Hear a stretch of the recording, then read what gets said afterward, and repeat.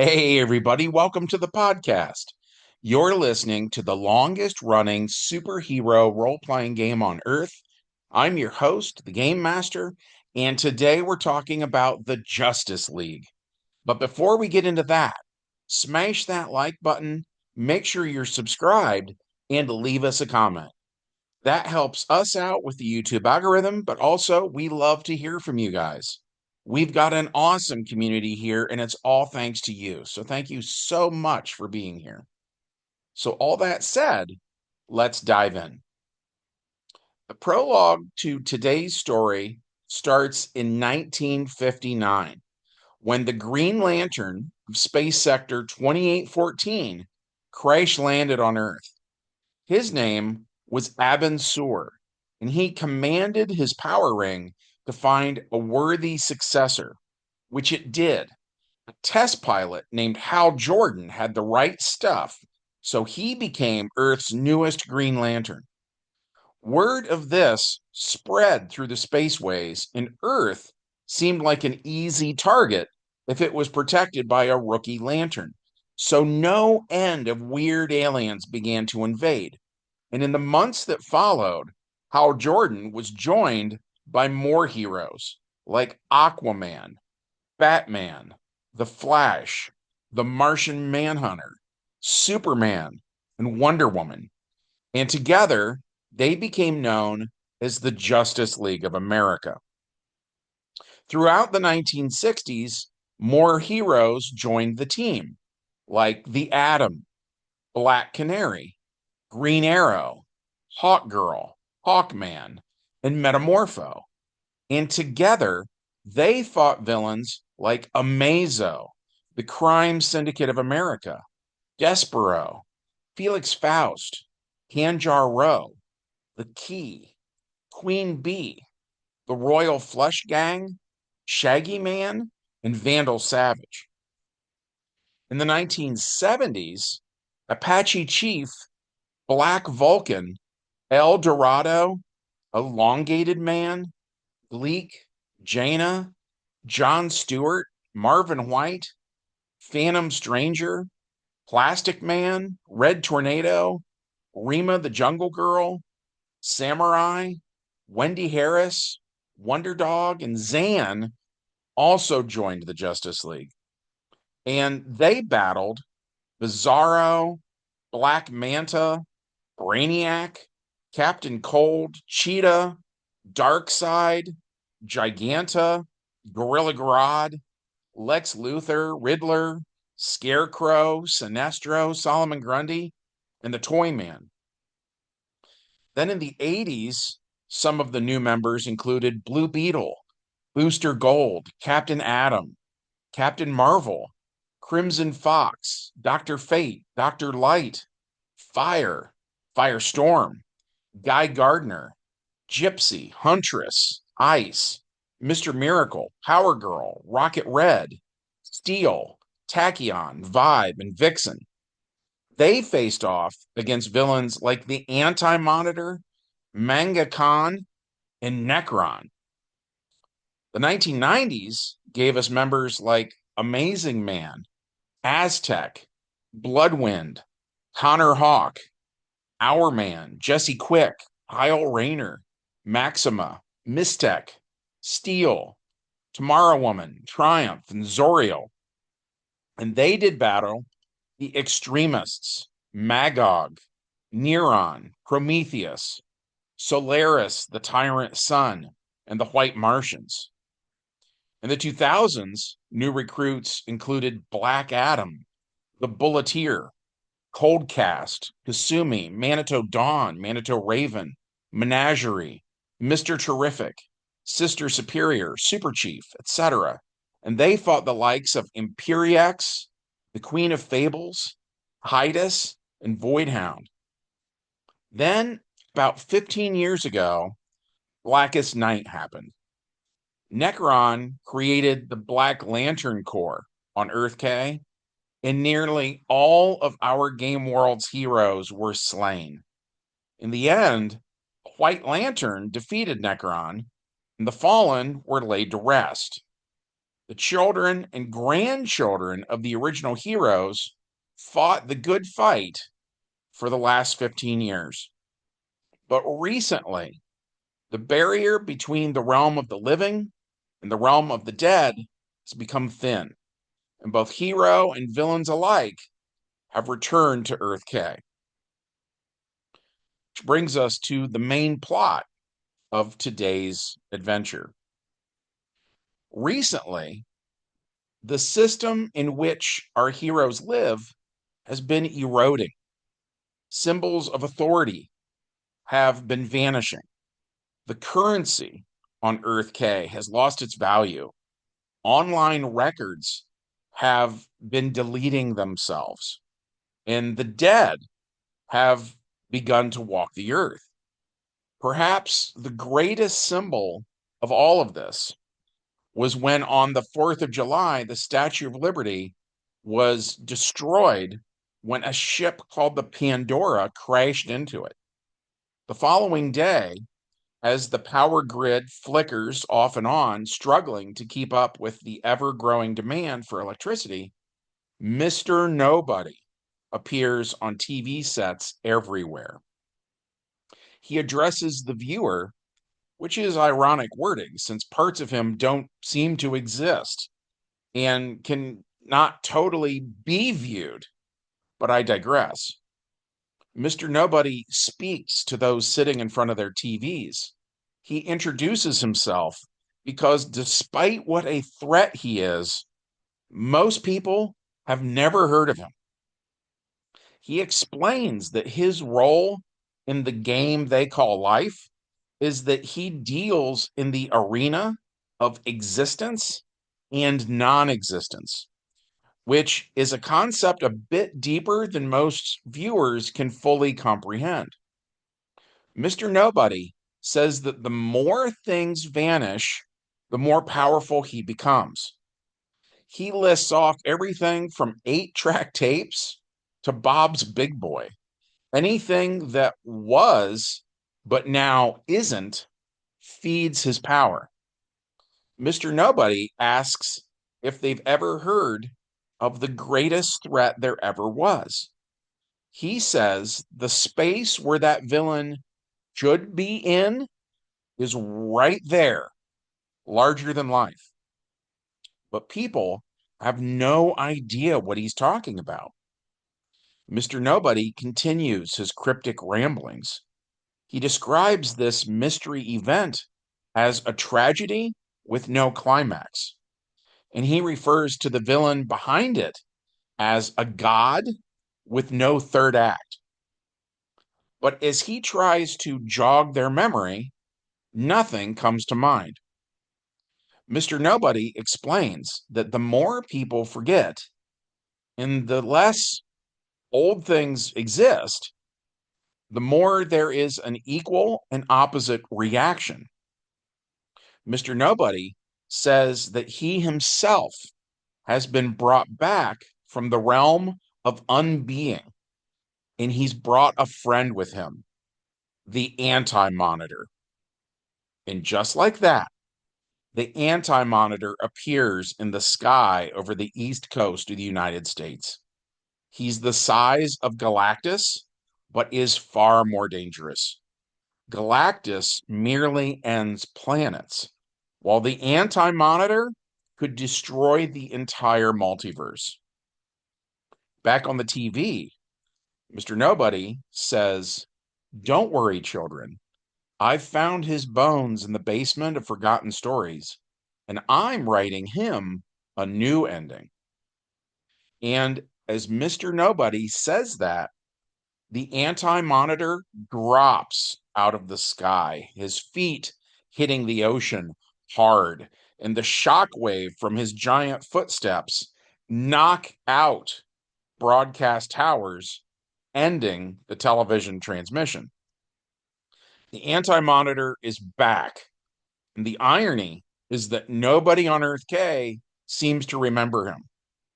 So the first person on the scene is Gardner, the self-proclaimed greatest Green Lantern of all time. He says, "I've got this," but of course he does not. Guy subs his 18 APs of force manipulation for 18 APs of energy blast. The anti-monitor has a dexterity of 17, so Guy needs an 11 or better to hit. He rolls a 6 and a 3, which is a miss. At the end of Guy Gardner's turn, he trades the energy blast for 18 APs of force field. The anti-monitor then hits Guy Gardner with a 30 AP energy blast, rolling a 9 and a 5, which hits and even earns one extra column shift worth of damage because he rolled so high. Guy Gardner's body drops from 12 to 4, and the knockback damage sends him flying. Mr. Terrific then shows up in his T-Craft and uses his vehicle's sensors to study the anti-monitor. As he does that, Hawkgirl swoops in and punches the anti-monitor with the Claw of Horus. This, by the way, for anyone who doesn't know, is an artifact from DC Comics that Hawkman sometimes uses. It draws its power from the magnetic core of the Earth. So when Hawkgirl tries to punch the anti-monitor with it, it's like she is trying to punch him with the planet itself. So the Claw of Horus packs a wallop of 78 APs. Unfortunately, Hawkgirl only has a dexterity of 9. So for her to land a hit, she would need to roll an 18 or higher on two 10-sided dice. Sadly, she rolls a 7 and a 1, which misses. Mr. Terrific still had an automatic action left over. So he has one of his T-spheres create a force field around Hawkgirl. On the anti-monitor's turn, he shoots Hawkgirl with an energy blast. The T-sphere's force field keeps her from taking the full damage, but 13 points get through, taking her body from a 7 to a -6, right? -7 in DC Heroes, whatever the negative version of your normal body is when a character dies, right? So she is 1 point away from death, and now she's falling out of the sky, unconscious. That is when Superman Red shows up, aka John Redbridge. For those who've been following our podcast for a while, you are already well aware of who he is. But for anybody just tuning in, during World War II in our game world, when Germany was bombing London during an event known as the Blitz, King Arthur showed up to defend England. King Arthur is often referred to as the once and future king. And the prophecy surrounding him stated that he would return during England's darkest hour. So in our game world, we thought that would be World War II at the dawn of the age of superheroes, which seemed really fitting to us because Arthur's knights had monikers like the Green Knight, and they wore color-coded armor, and they had symbols on their breastplates, etc. So in other words, the Knights of the Round Table were the first superhero team in our game world, and their leader was Arthur. So we felt like it was incredibly appropriate to include him in our Golden Age games. At the end of World War II, Arthur took on the evil leader of Germany, who at the time was armed with a duplicator ray. And during the struggle, the ray gun was activated and several duplicates of both men were created. The dictator's duplicates all went on to meet their own individual fate. One fled to Brazil. One teamed up with the Ultra Humanite, became the villain known as Dynaman. Another became a villain called Hate Monger. And likewise, King Arthur's duplicates took on different names and various monikers. And all of them have been a big part of our game world over the years. This one in specific adopted the alias of John Redbridge, and he became known as Superman Red. And thanks to exposure to X kryptonite, he has the same powers as a Kryptonian. So, having explained all of that, Superman Red flies in and catches Hawkgirl, then flies her to safety. We said the Claw of Horus, by the way, was fine, and that the 78 APs of magnetic energy had protected it from being damaged. So Superman Red puts it on. Meanwhile, it's Guy Gardner's turn again. So Guy flies back into the scene, creating a giant glowing green power drill, which he tries to jam into the right eye of the anti-monitor. Guy rolls a 10 and an 8, getting 3 column shifts, but sadly, he actually needed 4 column shifts to start to do damage. The anti-monitor hits Guy with another energy blast, rolling a 4 and a 3, which still hits, and 15 points of damage get through Guy Gardner's force field, taking his body down from 12 to -3. So Guy Gardner is knocked out. In our game, we say the um that the power ring has listed on its sheet intelligence, and that implies that it should be able to do something, right?